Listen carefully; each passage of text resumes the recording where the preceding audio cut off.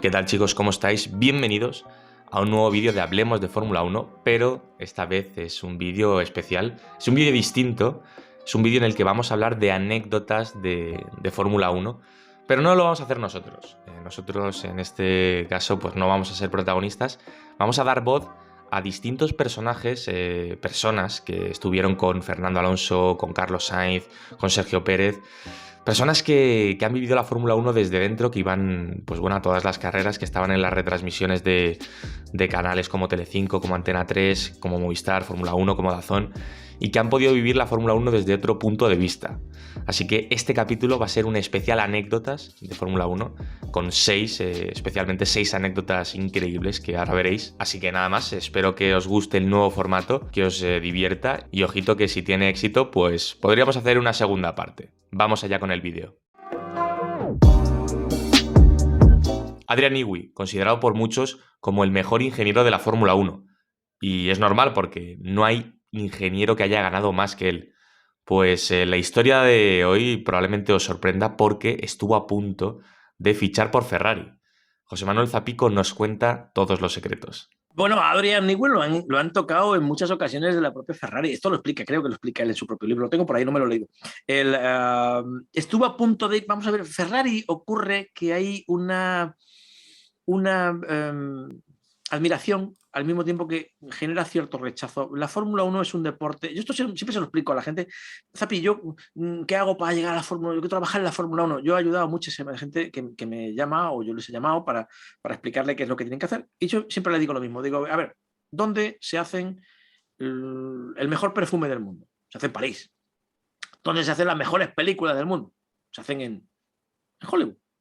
¿Dónde se hacen las mejores cámaras de fotos del mundo? Se hacen en Japón.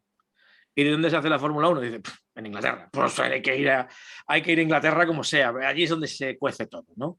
Y entonces, lo británico, lo anglosajón, no disfruta excesivamente de lo latino.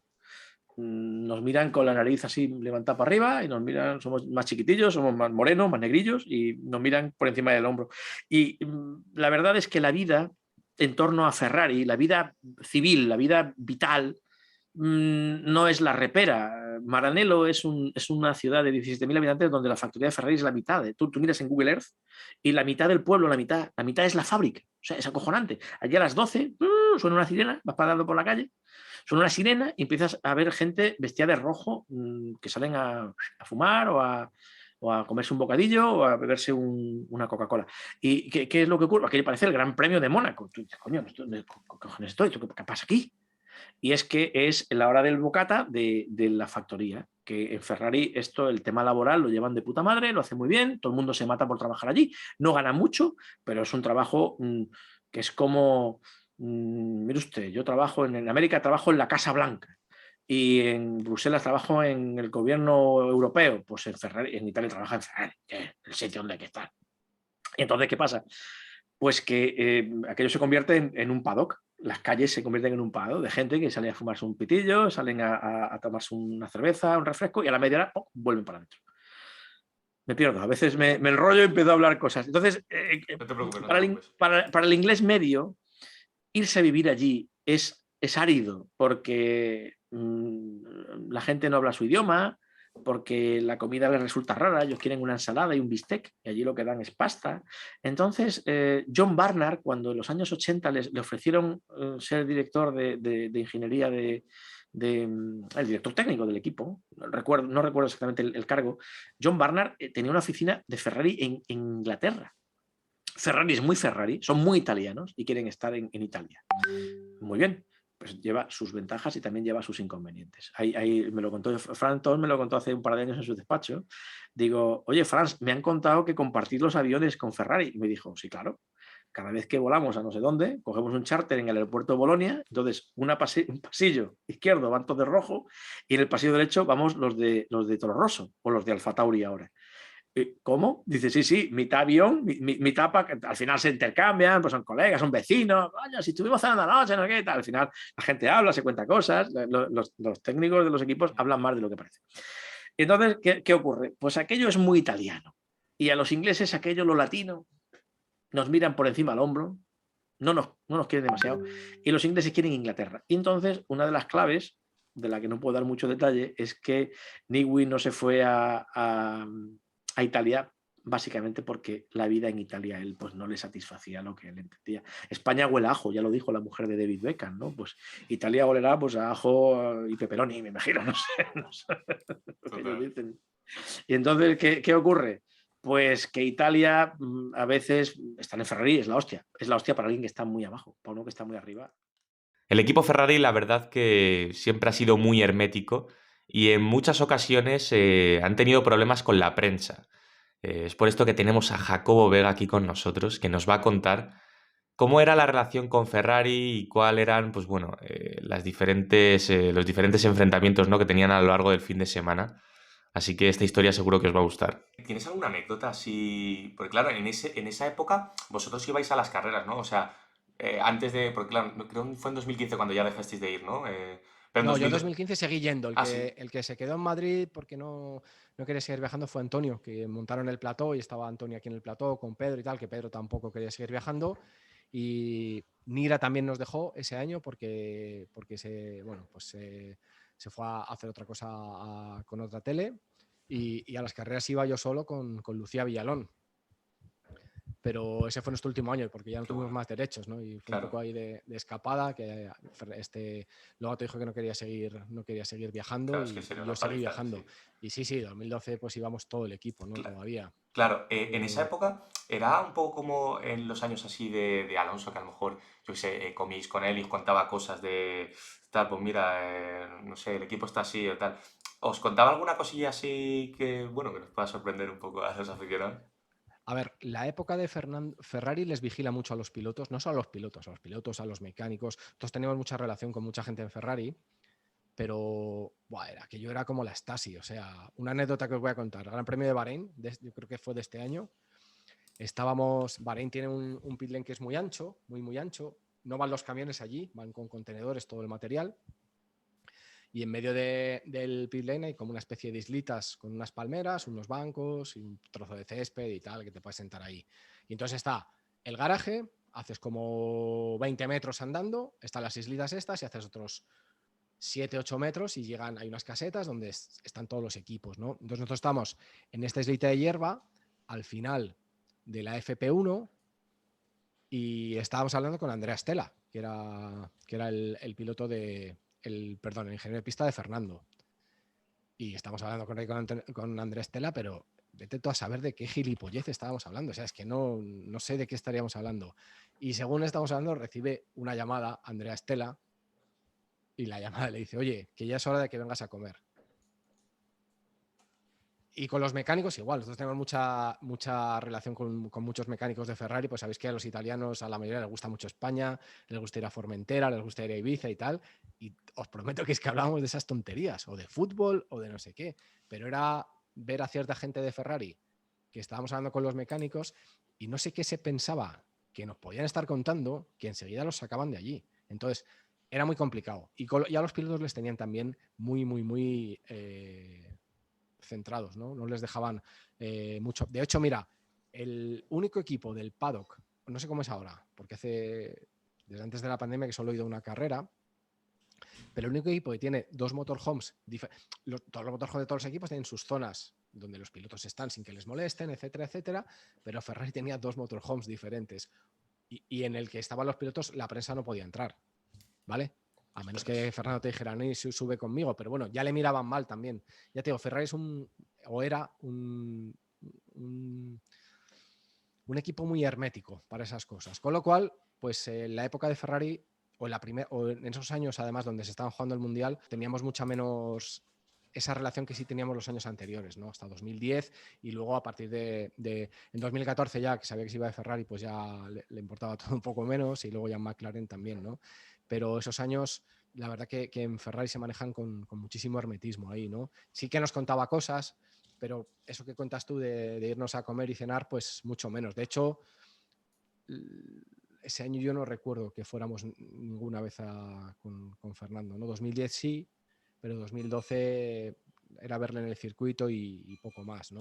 Sí que teníamos más relación era con su manager y eso, con Luis sí que comíamos más veces y hacíamos más cosas, pero con Fernando era un poco difícil porque el equipo le tenía, la verdad, era una cosa muy Sí. hermética. A nosotros, de hecho, ahora sí es Javi, a nosotros, de hecho, nos ha pasado un poco lo mismo porque hicimos una entrevista con un ingeniero Ferrari y teníamos ya, bueno, estaba ya preparada para subirla y al final no la pudimos subir porque la jefe de prensa creo que no, que tal, que, ¿sabes?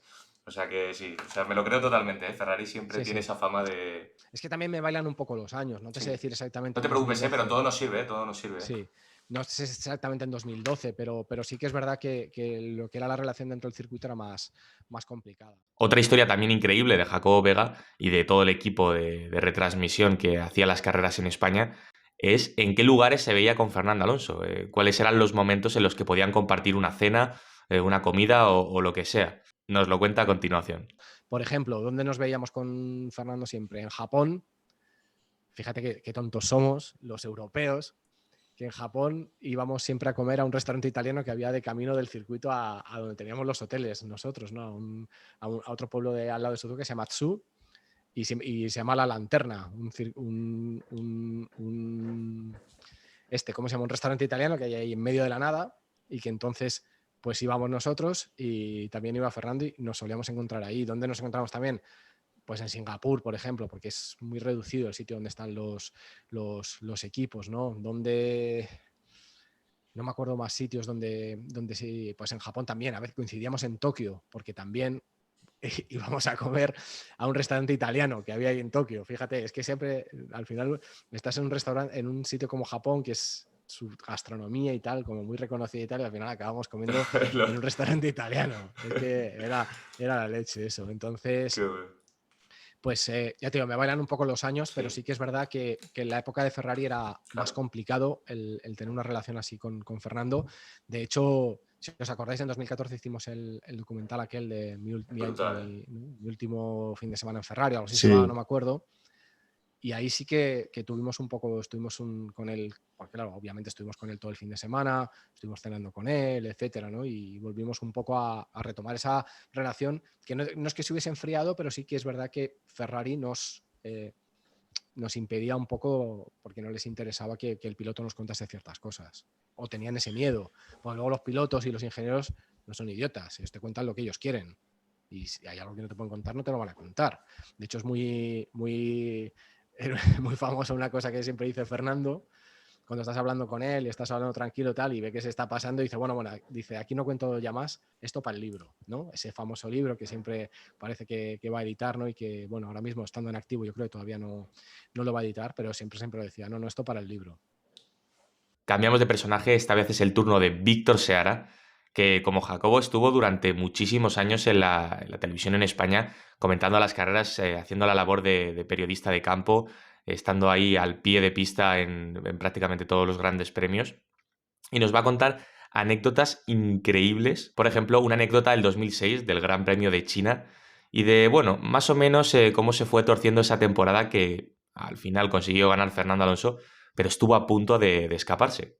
Le contaba una historia, le digo, mira, es contar una entre mil, ¿no? Pero, por ejemplo, año 2006, antes del Gran Premio de China, era el equipo Ferrari al completo, junto con una especie de, vamos a decirlo, había como un ambiente a favor de que Michael tenía que coronarse por octava vez, ¿no?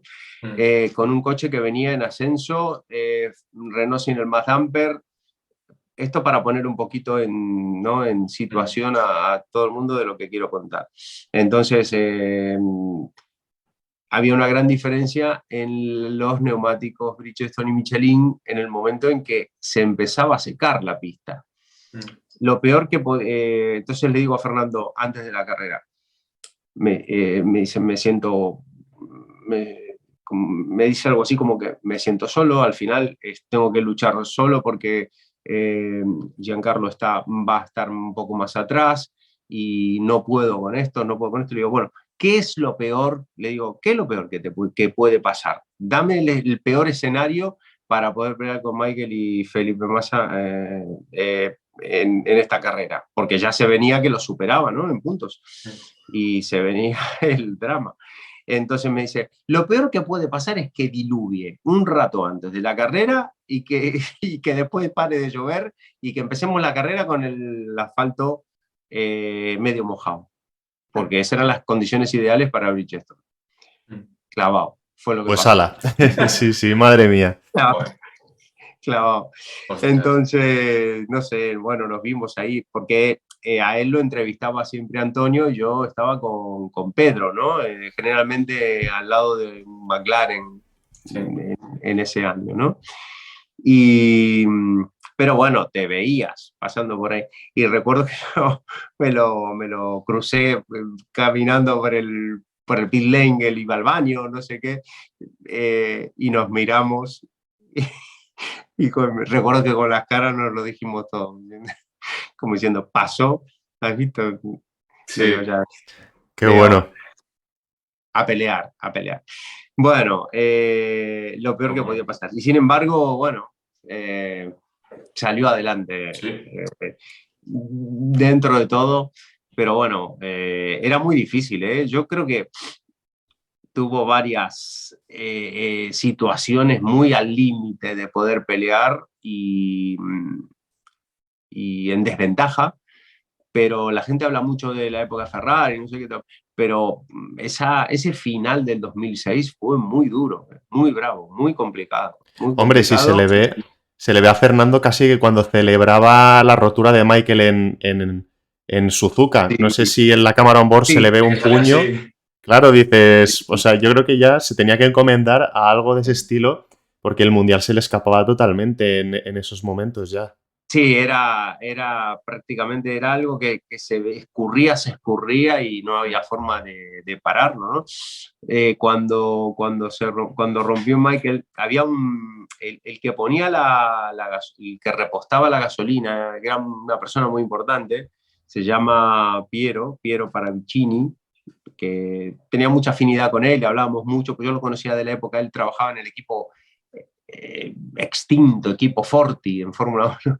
Él trabajaba y luego lo fui conociendo y aparte estaba casado con una chica argentina, hablábamos mucho con él, ¿no? Y era el encargado de poner la gasolina, que no se podía equivocar, era una persona que se podía equivocar. De hecho, dejó la Fórmula 1 por estrés, dejó de la Fórmula 1 por estrés, desde el año 2007 no trabajó más, después de todo esto.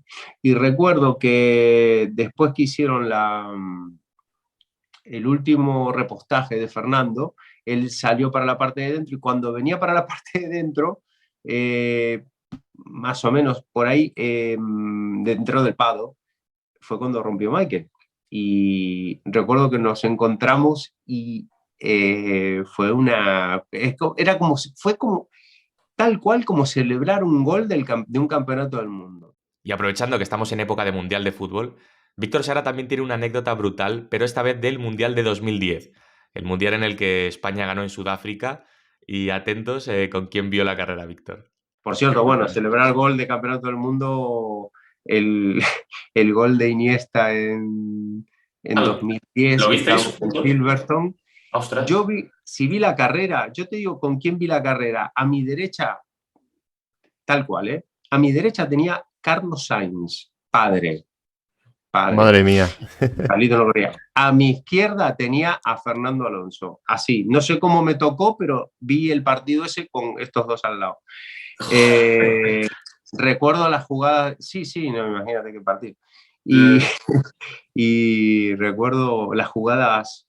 Fernando como más frío, pero bueno, Carlos Sainz, Carlos estaba como muy, evidentemente, más alterado, ¿no? O sea, es que entre tantas historias que se pueden contar, cuando el gol de Iniesta, había tanta gente, españoles, en el motorhome de Ferrari, de 3 pisos, que el salto de todos a la vez dobló varias patas de metal y se llegó a mover el motorhome. Madre mía. Qué peligro, Víctor. Esto es gracioso ahora contarlo. Pero sí. ¿En el gol a quién abrazaste, Víctor? ¿A Carlos o a Alonso?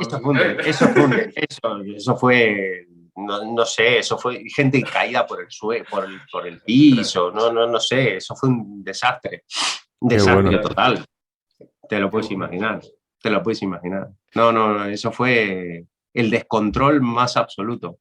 Normal, ¿no? Normal totalmente, o sea, estas historias no nos las sabemos y la verdad es que a la gente le van a flipar. Y para terminar, una anécdota también que fue muy viral en su época es la del final de la retransmisión de Telecinco, en el que, bueno, estaban haciendo una entrevista con Fernando Alonso y tenían al lado una piscina que dio bastante juego. Víctor, ¿alguna historia así que nos contás, la de la lluvia en China con Alonso? ¿Cuál es así lo más gracioso que te haya pasado con Alonso, con Antonio, con algún piloto? ¿Alguna situación así que te haga mucha gracia? Sí, yo quería decir, de lo poco que hemos visto, porque, claro, de las reuniones a lo mejor que podéis tener entre vosotros no se podía ver, pero yo recuerdo una, que está en YouTube además, de no sé en qué año es, no sé si 2004, que estabais en la piscina y se puso a tirar todo el equipo de Telecinco y Fernando Alonso a la piscina porque daba suerte y tal. Y yo recuerdo ese vídeo y lo veo y es que me hace muchísima gracia. Sí. Bueno, sí, la piscina fue un hit. Sí, fue. El tema era que yo, ahí está, en las imágenes, claro, yo le encuentro más sentido porque sé lo que pasó, lo que había más o menos pasado. El tema era que ahí se iba a hacer un directo, de hecho, el tema de la piscina empezó en un directo para el informativo de la noche. Se habían empeñado en hacerlo, al final Fernando lo ganó, quedó segundo con esa carrera que con 4 paradas, la única vez que ganó Michael, ¿no? Y yo siempre llegaba un poco más tarde si había una reunión porque yo escribía para Motor 16, entonces tardaba más y llegaba después. Entonces ellos estaban ahí haciendo el directo, no sé qué, y yo cuando llegué, ya vi que había una especie de rum de que ahí iba a pasar algo.